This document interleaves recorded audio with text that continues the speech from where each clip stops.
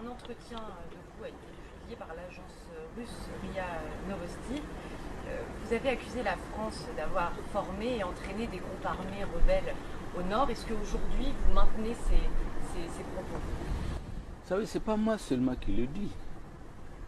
C'est des responsables des mouvements armés qui ont dit, les interviews existent, que c'est le gouvernement français qui leur avait dit qu'il va les aider à diviser le Mali et créer un État indépendant au nord du Mali.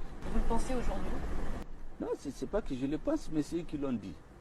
Ils ont travaillé avec les Français, ils l'ont dit. Un. Deuxièmement, lorsque nous avons appelé les Français en 2013 à sauver notre pays, n'est-ce pas, de l'envahissement des terroristes, il ne faut pas oublier un certain nombre de faits. C'est que lorsque les mouvements armés se sont associés à Al-Qaïda pour assassiner des soldats maliens, le ministre des Affaires étrangères français s'en était félicité en disant qu'ils ont engrangé des victoires militaires dont il faut tenir compte. Or, tout le monde savait que c'est Al-Qaïda. Mais c'est pas tout ça n'est pas le plus grave. C'est que quand le gouvernement malien a demandé l'intervention française en 2013, il y avait deux objectifs. C'était d'abord, enfin, la demande était formulée ainsi, un appui aérien et un renseignement. Il n'était pas prévu des soldats français au sol. C'est les Maliens qui ont libéré Konna, Gao, Tombouctou, et ils avaient l'appui aérien et renseignement des Français. On ne sait pas pourquoi.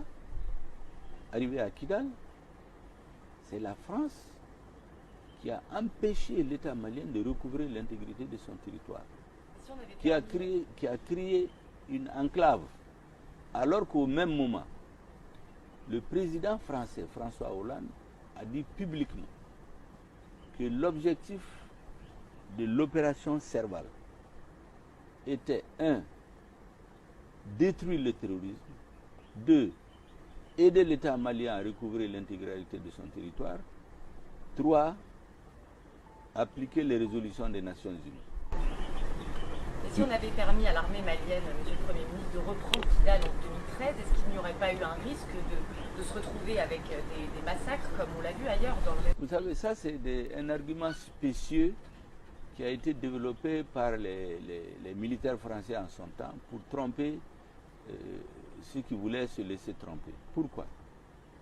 Je disais donc les 3 objectifs qui avaient été fixés par François Hollande, annoncés publiquement.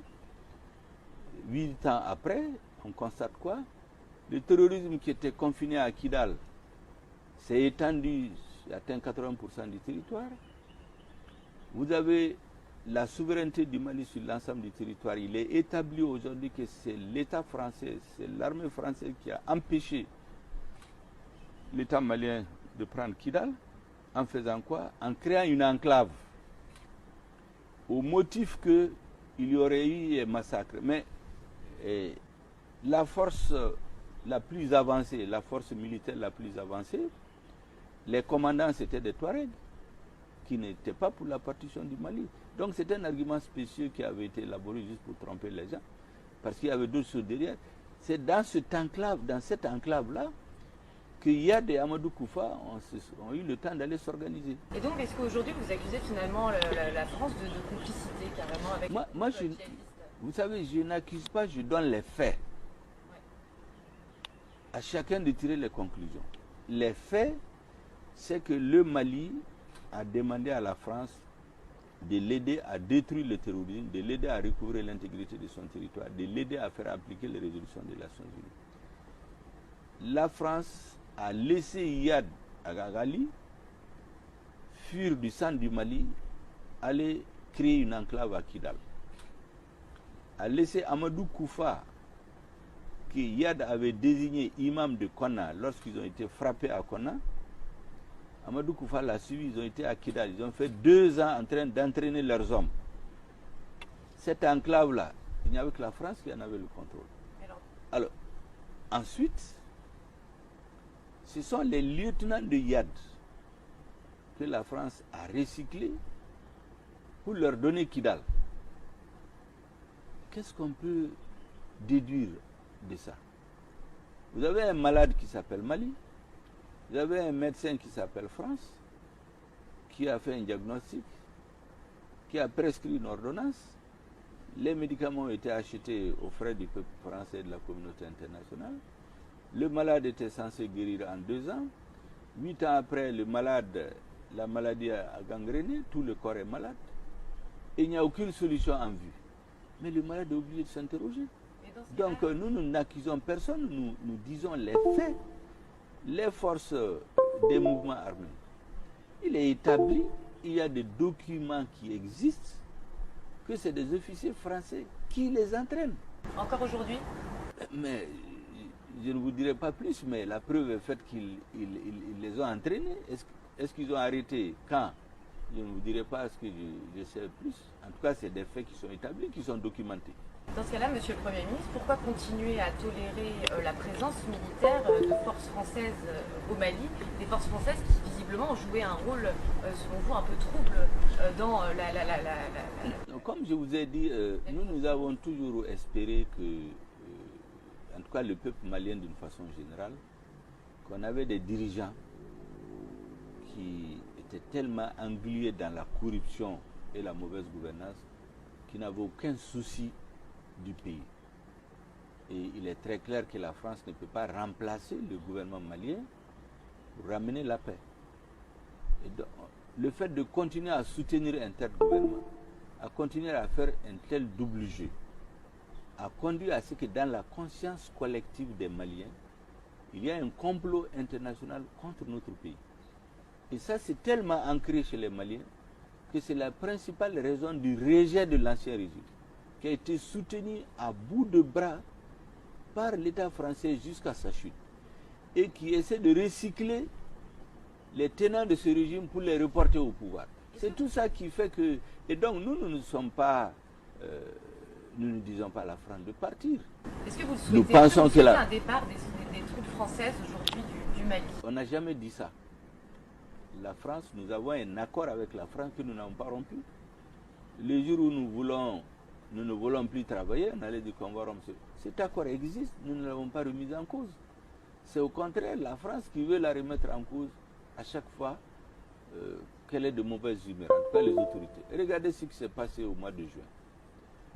Macron annonce que Barkhane va se retirer. Mais nous avons un accord bilatéral que nous avons signé entre nous, à l'insu des autres. En tout cas, les autres n'étaient pas là. Ce n'est pas une réunion de 5 ou 6 pays que vous annoncez dans vos déclarations que vous quittez le Mali. Le président lui dit, Monsieur le Président, ce n'est pas comme ça. Nous avons un accord bilatéral. Asseyons-nous dans le cadre de cet accord. Dites-nous quand est-ce que vous allez partir, pour que nous prenions progressivement les emprises que vous allez laisser. On s'entend sur un agenda et puis vous quittez progressivement. Venez nous annoncer tout de go lors d'une réunion que vous partez. Quand ça? Il dit c'est un abandon. C'est au sommet du G5 Sahel au mois de juin. Le président de la transition, Assimi Goïta, l'a dit à Macron. Parce que ça a été discuté déjà en mars. Non, il n'y a pas de discussion. Il n'y a pas eu de discussion. Il a annoncé. Ce n'est pas des discussions. Vous savez, il y a des techniques. Vous savez, il y a des techniques pour